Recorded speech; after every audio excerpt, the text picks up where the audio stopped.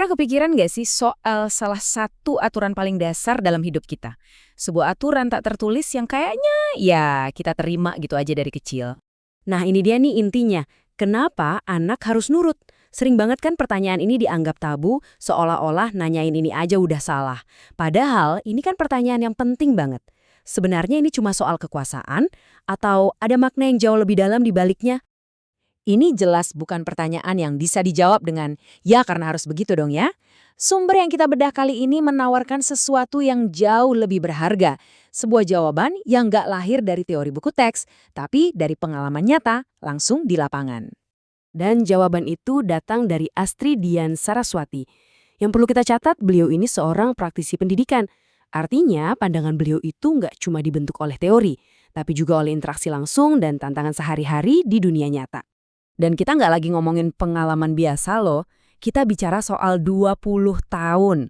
Coba deh bayangin, 2 dekade dihabiskan buat mengamati, mendidik, dan belajar dari dinamika antara guru, murid, dan orang tua. Ini sih ngasih beliau perspektif yang langka dan dalam banget. Oke. Sebelum kita sampai ke jawabannya, yuk kita bedah dulu kata kuncinya. Apa sih sebenarnya arti kata nurut yang ada di kepala kita? Soalnya ternyata kata ini tuh punya banyak banget lapisan makna. Di satu sisi, nurut itu bisa kedengeran kayak kepatuhan buta kan? Pokoknya kerjain, jangan banyak tanya. Tapi di sisi lain, nurut itu bisa jadi manifestasi dari rasa hormat. Bukan karena takut, tapi karena kita mengakui kebijaksanaan dan niat baik orang lain. Dua hal yang beda banget kan? Sekarang, ayo kita lihat dua figur sentral dalam pertanyaan ini.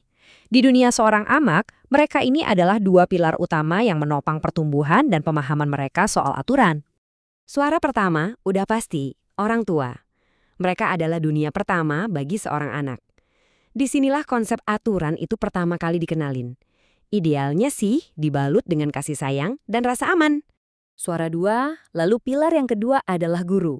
Mereka yang ngambil alih tongkat estafet bimbingan di lingkungan yang lebih formal dan terstruktur.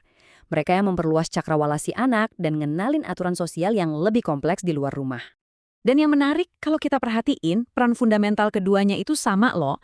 Baik orang tua maupun guru punya tugas buat membimbing, mendidik, mengasuh, dan menetapkan batasan.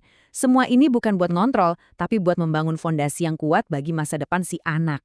Oke, kita udah bedah pertanyaannya, udah paham konteksnya, dan udah lihat juga peran setiap figur. Sekarang saatnya kita kembali ke janji di awal.